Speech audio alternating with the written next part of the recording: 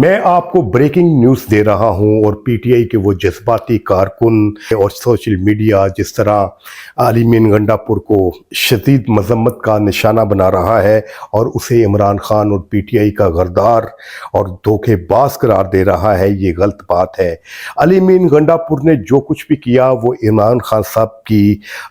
منشا اور مرضی کے مطابق کیا۔ قصہ یوں ہے کہ حکومت نے عمران خان صاحب کو جیل میں یہ تھریٹ کیا کہ اگر آپ نے اسلام آباد میں کسی قسم کی غیر معمولی کیفیت یا افراتفری پیدا کرنے کی کوشش کی گئی تو آپ کی دونوں بہنیں عظمیٰ خان اور علیمہ خان جو کہ پہلے ہی اسلام آباد پولیس کی کسٹڈی میں ہیں، ان پر دہشت گردی ایکٹ کے تحت مقدمہ چلایا جائے گا اور لمبے عرصے کے لیے بشرا بی بی کی طرح انہیں قید میں ڈال دیا جائے گا۔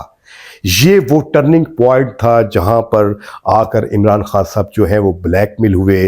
اور انہوں نے علی مین گنڈا پور کو فوراً یہ پیغام پہنچایا کہ آپ کے پی کے ہاؤس میں پہنچیں اور وہاں پر جا کر حکومت سے مذاکرات کریں اور میری بہنوں کو ریلیز کروائیں۔ لیکن یہ سب کچھ اتنا بھونڈے انداز میں ہوا کہ نہ تو پارٹی کے بڑے لیڈرز سے ان تک یہ اطلاع پہنچائی گئی، نہ کارکنوں کو یہ بتایا گیا کہ اصل میں قصہ کیا ہے۔ میڈیا میں یہ باتیں گردش کرنا شروع ہو گئیں، یہ خواہیں ورزش کرنا شروع ہو گئیں کہ علی مین گنڈا پور کو یرغمال بنا لیا گیا ہے حکومت کی طرف سے یا ان کو گرفتار کر لیا گیا ہے، لیکن ایسا نہیں تھا۔ وہ بہت مزے میں تھے اور حکومت کی جو مہمان نوازی کا مزہ لے رہے تھے۔ ہاں، یرغمال علیمہ خان اور عظمیٰ خان تھی جن کو بچانے کے لیے، جن کی رہائی کے لیے سب کھیل کھیلا جا رہا تھا، کیونکہ پی ٹی آئی کے کارکن بہت جذباتی تھے جو علی مین گنڈا پور کے ساتھ آئے تھے اور ان کو بھی یہ کہہ دیا گیا تھا ڈی چوک میں اس وقت تک دھرنا دیں گے کہ جب تک عمران خان صاحب کو رہا نہیں کر دیا جائے گا۔ لہٰذا کارکن بھی جذباتی تھے اور وہ اس ساری سچویشن کو ریڈ نہیں کر سکے، لیکن بعد میں جب 24 گھنٹے کے بعد علی مین گنڈا پور پشاور پہنچ گئے اور انہوں نے باقاعدہ عوام کی صوبائی اسمبلی میں بہت دھواں دار جو ہے وہ تقریر کی، تو آپ کو اس سے اندازہ ہو گیا ہوگا کہ پس پردہ کیا ہوا ہوگا۔ پی ٹی آئی کے ورکر، سوشل میڈیا بہت ہی بھولا بالا اور سیدھا ہے۔ آپ کس طرح تصور کر سکتے ہیں کہ علی مین گنڈا پور جیسا شخص جس کی اتنی صلاحیت نہیں کہ وہ اپنے طور پہ پی ٹی آئی کے ٹکٹ کے بغیر اپنی سیٹ جیت سکے،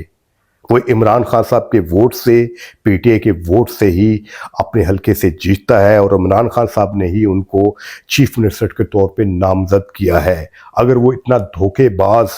یا دغا باز ہوتا تو عمران خان صاحب انہیں ایک منٹ کے لیے بھی بطور چیف منسٹر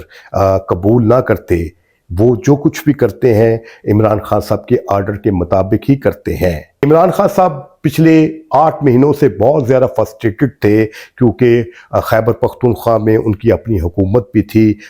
لیکن ان کی رہائی کے لیے نہ تو خیبر پختونخوا کی اسمبلی نے نہ پی ٹی آئی نے کوئی خاطر خواہ پروٹیسٹ کیا، بڑا جلسہ کیا۔ لہذا اس بار واقعی خان صاحب جو ہیں انہوں نے علی مین گنڈا پور کو کہا تھا کہ آپ پوری تیاری کے ساتھ آئیں، خیبر پختونخوا کی پوری طاقت کے ساتھ وہاں پہ ورکرز اکٹھے کریں اور سارے MPs MNAs کو اکٹھے کریں، لوگوں کو اکٹھے کریں، اور اس وقت تک آپ نے اسلام آباد کو کا نہیں چھوڑنا یا پروٹیسٹ ختم نہیں کرنا جب تک یہ میرے ساتھ مذاکرات نہ کریں۔ لہٰذا علی مین گنڈا پور نے بھی یہ کہہ دیا تھا کہ اس بار پروٹیسٹ کو ختم کرنا میرے بس کی بات نہیں ہے، اب عمران خان صاحب سے ہی آپ کو بات کرنا پڑے گی۔ لیکن یہ کیا ہوا، یا اچانک علی مین گنڈا پور جو ہے وہ اپنے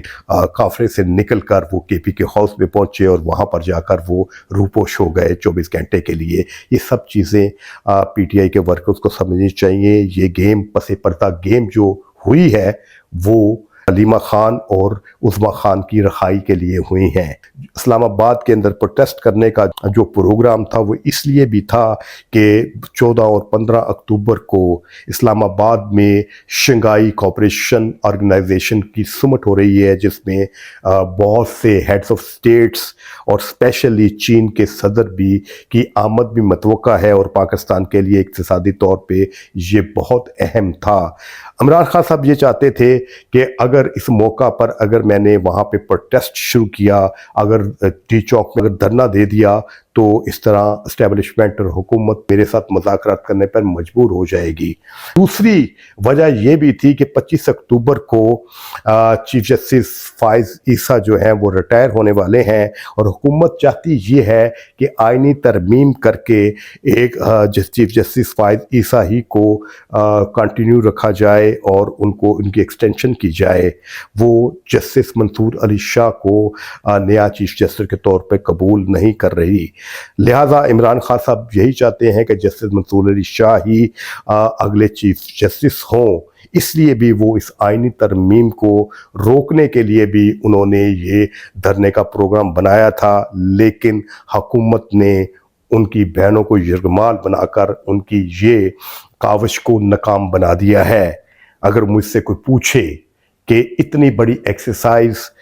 ہزاروں لوگ جنہوں نے 2-3 دن جو ہے سڑکوں پر گزارے، آنسو گیس کی شیلنگ اور تشدد اور گرفتاریاں دیں، ان تمام ایکسرسائز سے پی ٹی آئی کو یا عمران خان صاحب کو کیا فائدہ ہوا؟ تو میں صرف اتنا کہہ سکتا ہوں کہ جناب کھایا پیا کچھ نہیں،